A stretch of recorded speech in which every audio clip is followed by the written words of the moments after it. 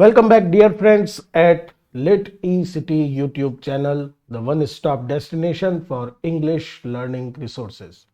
दोस्तों आज से स्टार्ट कर रहे हैं एक new series and it is basically designed for addition of a paper cultural studies in the curriculum of various universities.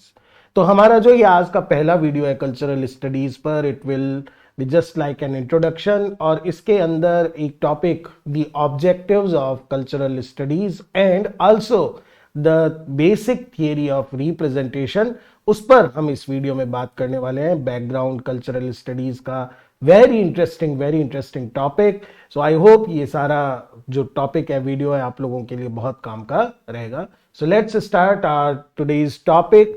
और बहुत ही बेसिक सिंपल क्वेश्चन जो whether we are students of literature और नॉट डजंट मैटर, जो ये word है what is culture.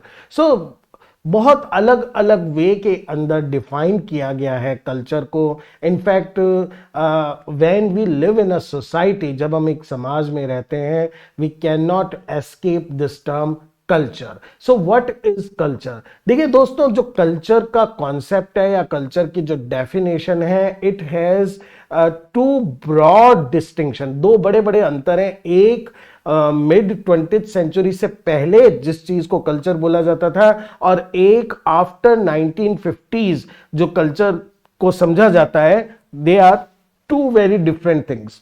Traditionally या orthodoxically culture was the refined we can say values of a society. एक समाज की जो रिफाइंड, पॉलिश्ड या फिर अपन का एलीट वैल्यूज जो होती थी, उनको हम कल्चर मानते थे, which are those values which one should emulate, जिसको एक जने को कॉपी करना होता था। बट फ्रॉम 1950 onwards, जब cultural studies as a field of study emerge हुआ, तब से कहा जाने लगा, एक बहुत फेमस डेफिनेशन है कल्चरल स्टडीज में। What is culture? Culture is not just the polished और the we can say the crust of the life. It is a whole way of life.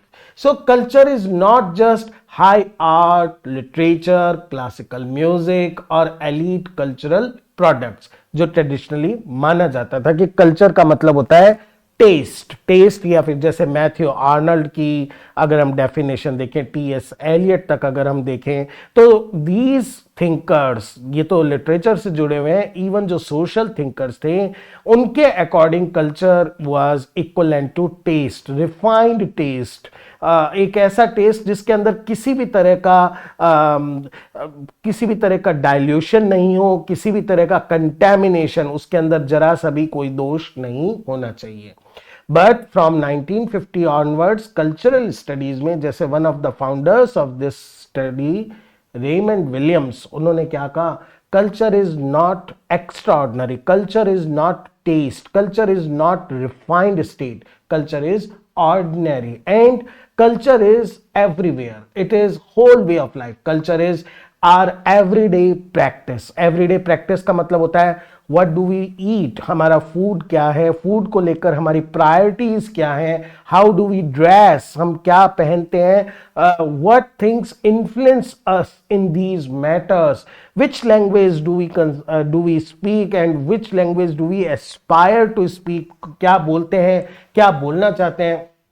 Then social institutions like family, education, religion, these are also part of culture and are shared meanings. जिस society के अंदर हम रहते हैं, उस particular society, उस particular social environment में कौन सी वैल्यूज, कौन से बिलीव्स, कौन से कस्टम्स को हम फॉलो करते हैं, these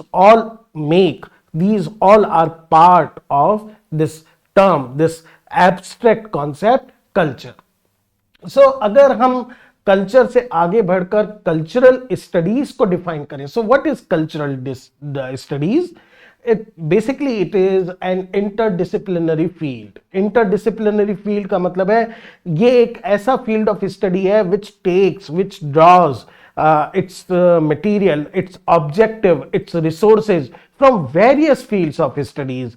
निश्चित रूप से लिटरेचर तो उसका एक पार्ट ही है, इसके अलावा सोशियोलॉजी, इसके अलावा एंथ्रोपोलॉजी, पॉलिटिकल साइंस, इकोनॉमिक्स, सो ये सारी चीजें जो हैं, इन सबसे कल्चरल स्टडीज जो है बहुत डीपली अटैच्ड है।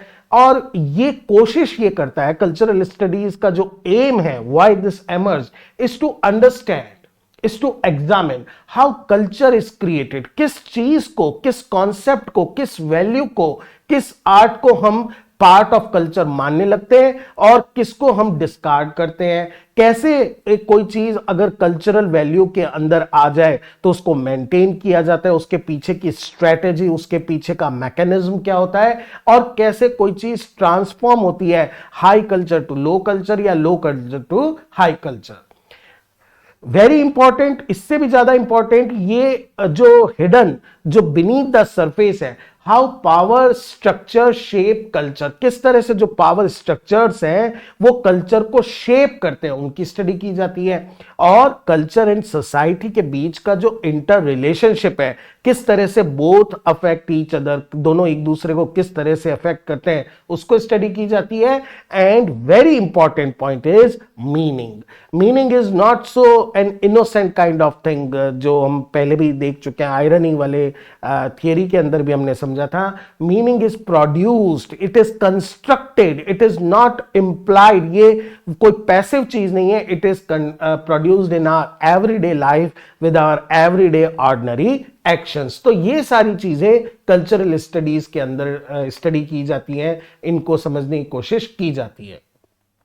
एक्चुअली में Raymond Williams defined culture in 3 veg.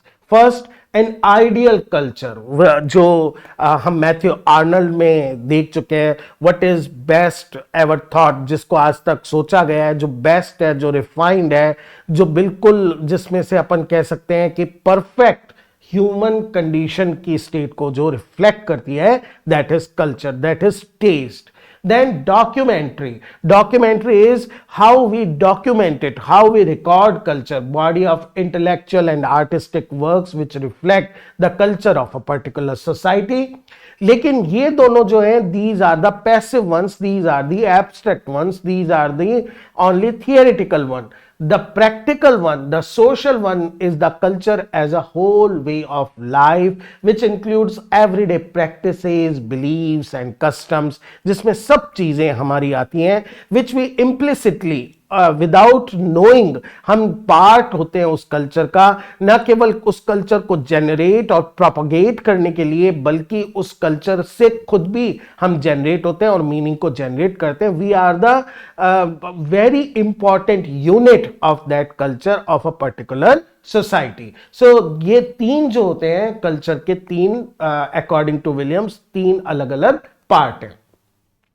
Now, if we talk about particular specific cultural studies, it emerged in Britain. First, it emerged in Britain in the post-war years. What I am telling you is 1950s and 60s के अंदर, and out of necessity, it was considered that we need to study culture from below, because अभी तक traditionally culture को क्या माना जाता था? Cream डाला क्रेम, मतलब cream of the cream, society के अपर क्रस्ट के ऊपर एलीट जो टेस्ट होते थे, रिफाइंड जो चीजें होती थी, उनकी स्टडी को कल्चर माना जाता था। लेकिन रेमंड विलियम्स ने, या फिर जो ये जो पर्टिकुलर स्कूल था, अभी हम जो उसको डिस्कस करेंगे, उन्होंने बताया कि we need to study culture from below. What does this term means? The cultural practices and rituals of everyday life associated with ordinary people rather than elite classes.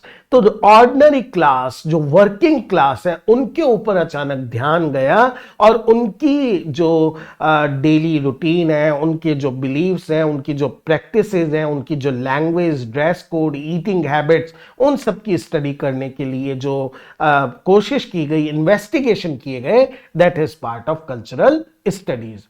It is basically, we can say, the birth of cultural studies lie with one particular institution, that is the Birmingham School. Late 50s और 60s के अंदर University of Birmingham UK के अंदर 1964 के अंदर वहां establish हुआ Center for Contemporary Cultural Studies, CCCS। और ये वो सेंटर था जहां पर we can say lie the basic roots of this particular field of study. Cultural studies के 3 फाउंडिंग फादर्स माने जाते हैं, Richard Howard, who coined the term cultural studies, then Raymond Williams, who emphasized that cultural is not just the upper crust or the elite one, but the ordinary, and very important one, Jamaican thinker, philosopher Stuart Hall, who expanded the scope of cultural studies to include race, gender, and post-colonial perspective. अपने अपने works के द्वारा, अपने अपने investigations के द्वारा these 3 key figures expanded the field of cultural studies. Now the question is very natural कि क्या जरूरत पड़ी, what was the need, what was the necessity for this new field of studies? Actually, after the Second World War, Britain was facing tough challenges internally, social, political, बहुत changes वहाँ हो रहे थे, and there was an unprecedented rise of mass media like television, radio, and movies, which was attracting the attention of the common people. Then consumer culture was also taking its rising in leaps and bounds. Capitalist जो effect था, जिसकी वजह से malls खुले, markets खुले, and public started to purchase those products which they don't need. Necessity से हम luxury की तरफ जैसे जैसे बढ़े, कंज्यूमर कल्चर बढ़ा, ये मिडिल क्लास से होते हुए पुअर क्लास तक पहुंचा। देन जब वर्किंग क्लास तक एजुकेशन, फ्री एजुकेशन पॉलिसी के कारण पहुंची, they begin to understand that they have certain rights, they also are human beings। जिस चीज का उनको अवेयरनेस नहीं था वो पहुंचने लगा, एंड उसी के साथ एक जो क्लास स्ट्रगल थी, लेबर मूवमेंट्स थे, demand for wages, demand for rest, demand for policies, उन्होंने अचानक एक बहुत ही ऐसा एनवायरनमेंट क्रिएट कर दिया जिसमें सोशल कॉन्फ्लिक्ट थे, जिसमें अपर एरिस्टोक्रेटिक वैल्यूज को चैलेंज किया जाने लगा, और उस चैलेंज को डायरेक्ट पॉलिटिकल या सोशल प्रोटेस्ट ही नहीं, बहुत सारे काउंटर कल्चरल एलिमेंट्स के मीडियम से भी प्रेजेंट किया गया। क्योंकि according to traditional criticism, it focused only on high culture, that is supported and endorsed by the aristocratic, rich, royal, noble classes. It ignored popular culture like folk tales, folk music, local literature, and everyday life, because they were totally detached from that particular large slice of the life, and it excluded working class experience. For them, art was a form of meditation, art demands luxury, art demanded free time, तो working class experience को उसमें include नहीं किया गया। इन सारे reasons के कारण जो पुराना जो ट्रेडिशनल व्यू पॉइंट था कल्चर को लेकर, धीरे धीरे उसको चैलेंज किया जाने लगा। अगर हम बात करें कल्चरल स्टडीज की कैरेक्टरिस्टिक्स की, तो देयर आर 5 मेन फीचर्स। जो पहला सबसे इंपॉर्टेंट है, it understands culture in all it's complex forms. ये केवल कोई एक पर्टिकुलर उसके डायमेंशन को स्टडी एग्जामिन नहीं करती है, not just literature but all, like TV, soap operas, daily soaps, advertisement, fashions, sports, billboards, इन सबको स्टडी किया जाता है। Then it analyses not just what is served on the screen, on the paper, but it analyses social and political context, because according to the practitioners of cultural studies, culture does not exist in a vacuum. There are always contexts, जिस context से meaning generate होता है। It challenges constructed divisions, जो traditional divisions थे like gender से related या फिर race से related, white and black, class से रिलेटेड अपर एंड लोअर, इन सबको क्वेश्चन किया गया और ये बताया गया that none of these classification division is natural but rather artificial and man made, and also it involve the ethical evaluation of modern society. It examines power relations and why there is so much inequality on various basis, like from gender basis, from on the racial basis, on the class basis, हर जगह inequality, why there is one class which is dominant and other one which is exploited, इन सारी चीजों को question किया जाने लगा. Now power relation की अगर अपन बात करें, the central question which cultural studies tries to investigation is that who has power to define culture.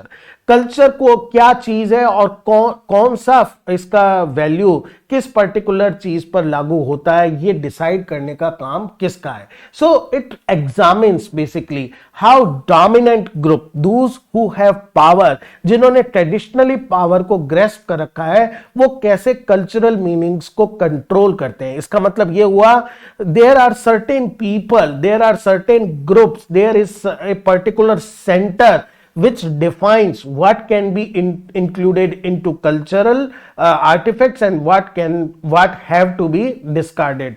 किस चीज को कल्चर में काउंट करना चाहिए और किसको नहीं. How ideology a particular group of ideas which is used by a dominant class, वो कल्चर के मीडियम से उसको किस तरह से स्प्रेड किया जाता है.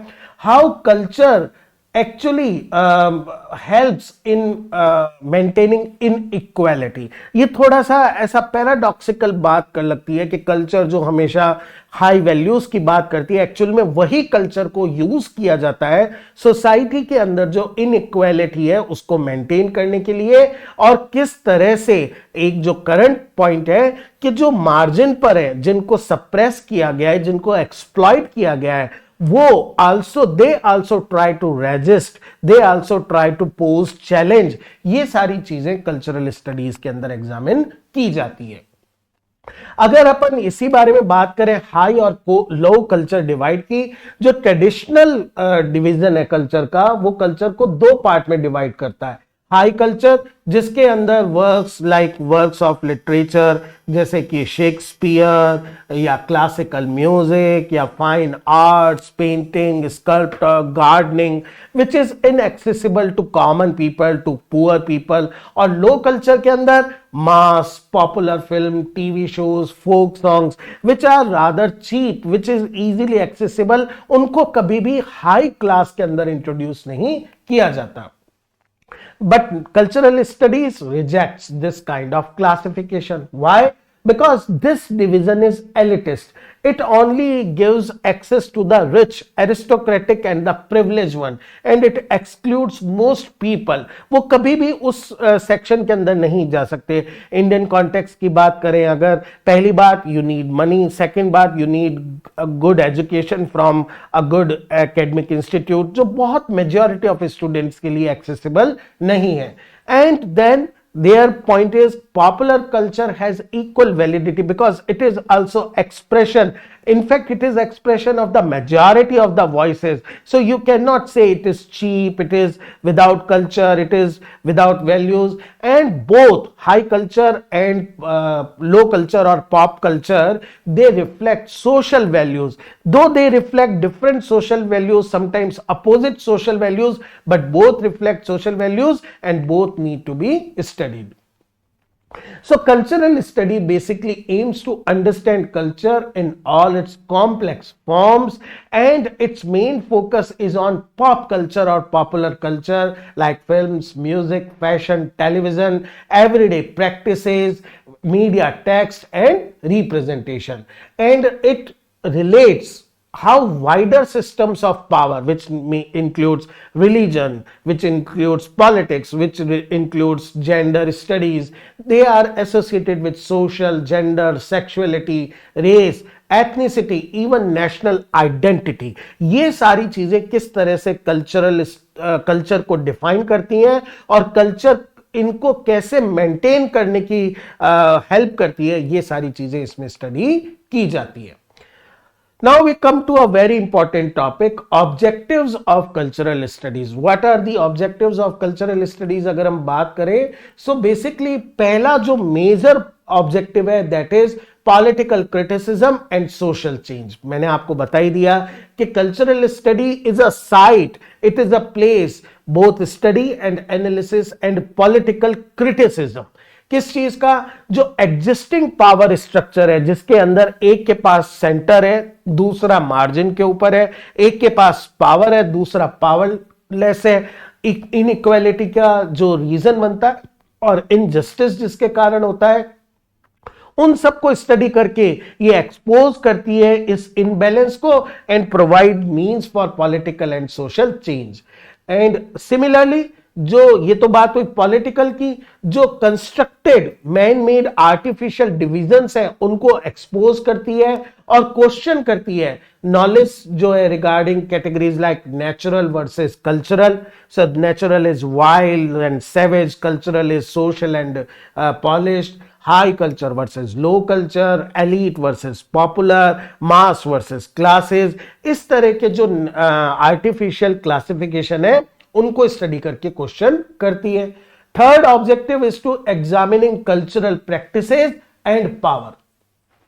Cultural studies aim to examine cultural practices जो अलग अलग ग्रुप्स के द्वारा परफॉर्म की जाती है और उनका पावर के साथ क्या रिलेशन है। लाइक जो अपन हिप हॉप कल्चर कह सकते हैं या rebel culture, pop culture, Gen Z culture, working class youth, ये सारी जो सब कल्चर्स हैं उनकी किस तरह से सोशल प्रैक्टिसेस जो हैं वो डोमिनेंट नॉर्म्स के अगेंस्ट जाती हैं, तो और किस तरह से रेजिस्टेंस किया जाता है उसको समझने की कोशिश करती है। इसी तरह से how identities, something is good और something is bad, something is allowed और समथिंग इज टैबू, इन सबको कैसे कंस्ट्रक्ट किया जाता है कल्चर के मीडियम से, और किस तरह से जो मीडिया है वो डिफरेंट ग्रुप्स को रिप्रेजेंट करता है, इन सब की भी स्टडी इसी के अंदर की जाती है।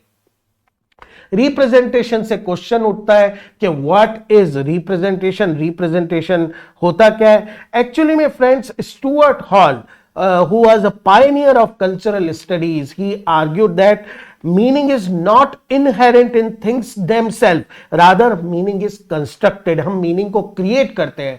And representation is that members of a culture use language से यहां मतलब बहुत बड़ा है, it's not the words, it is words, it is pictures, it is text, any kind, and उसके माध्यम से वो क्या यूज करते हैं, produce meaning. So representation does not happen through a single step, it is organization of various signs and symbols, जिसके medium से न केवल हम वर्ल्ड को अंडरस्टैंड करते हैं जो पहला स्टेप है, बल्कि उस वर्ल्ड को डिस्क्राइब भी करते हैं जो सेकंड स्टेप है, जिसके अंदर अलग अलग वैल्यूज और आइडियोलॉजीज होते हैं। सो रिप्रेजेंटेशन हो गया how culture portrays different groups, some in good light, some in bad light, दोनों रिप्रेजेंटेशन है। तो इस कल्चरल स्टडीज पूछती है किस तरह से विमेन, माइनॉरिटीज, वर्किंग क्लास, उनको रिप्रेजेंट किया जाता है। इन रिप्रेजेंटेशन का कंट्रोल किन के पास है कि इनको इस तरह से रिप्रेजेंट किया जाए, और कैसे स्टीरियोटाइप का मतलब होता है a particular image which is produced again and again to fix into a mind.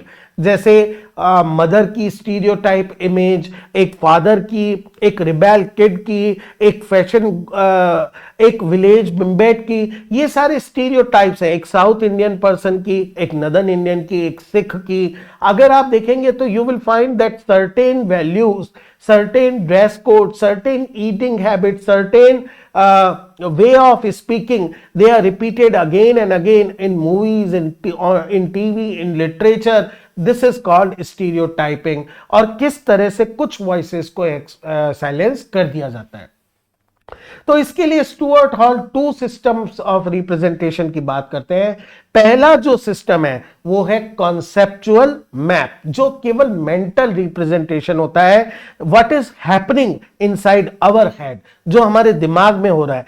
हम इससे पहले कि वी कम्युनिकेट समथिंग, उससे पहले जरूर है कि हमारे पास एक मेंटल इमेज हो। So mental representation is our ability to picture everything including friends. We build actually a map of concepts, in fact both concrete and abstract, जैसे फ्रेंड्स, प्लेसेस, इवेंट्स, ये कॉन्क्रीट हो गए, इनकी भी दिमाग में इमेज होती है। तो ये एक तरह का ये क्या हुआ, ट्रांसलेशन डिवाइस हुआ। वर्ल्ड जो आउट देयर है एंड वर्ल्ड जो इनसाइड आवर हेड है।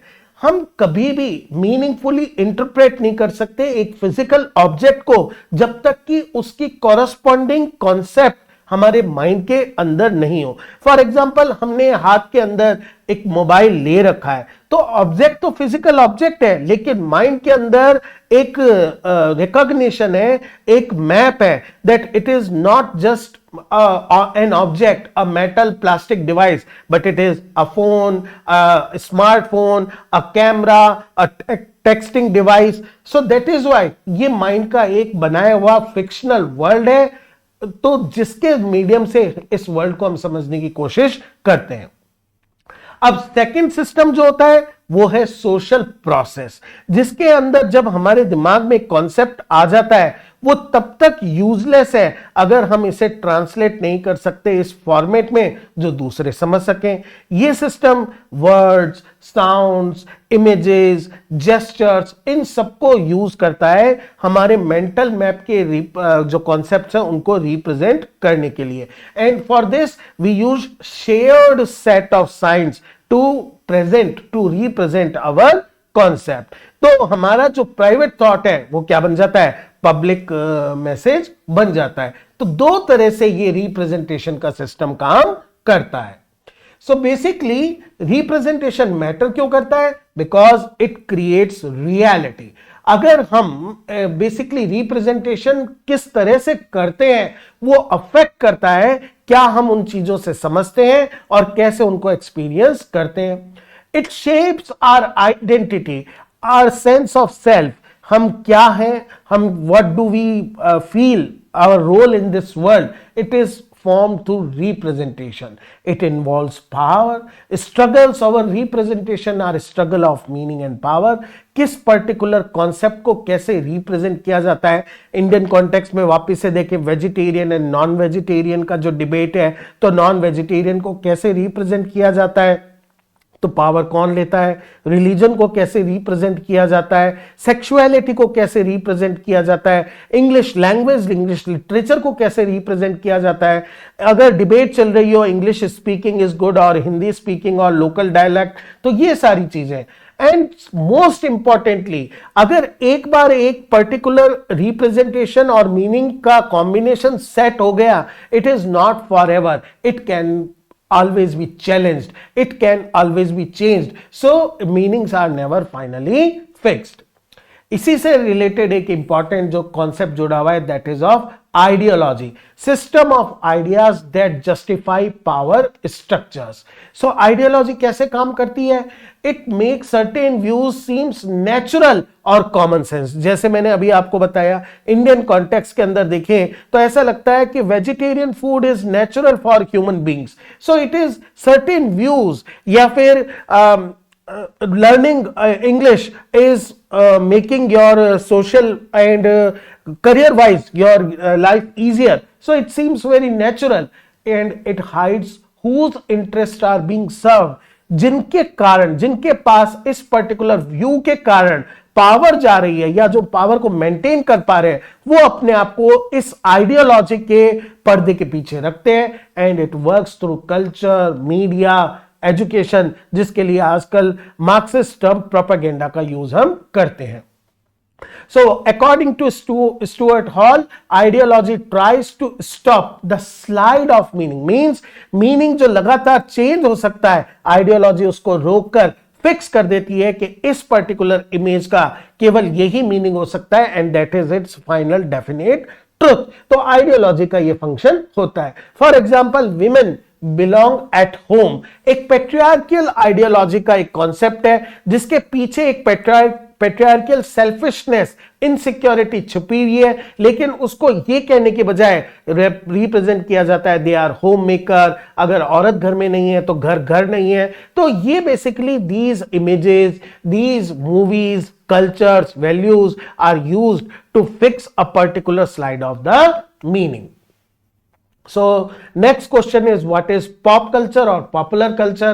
So popular culture is that culture which belongs to the masses, easily accessible and understandable by them, like mass media, music, fashion, sports like football, cricket, T20, social media, memes, consumer products, वो सारी चीजें जो anybody, जो आजकल हम देखते हैं reels, so it has broken the barriers of representation. आप एक छोटा सा वीडियो बनाकर मोबाइल पर आप ब्रेक कर सकते हो इंटरनेट को, and it creates a kind of disruption for those जिनके हाथ में कंट्रोल था रिप्रेजेंटेशन का या फिर प्रोडक्शन का। सो इसको स्टडी क्यों करना क्यों जरूरी है? Because it is not restricted to their limited class. It is where most people engage with culture. It is the happening side of the culture. It shapes values and identities of the masses, and it is site of ideological struggle, because here the aristocratic values, the elite taste is being challenged and questioned.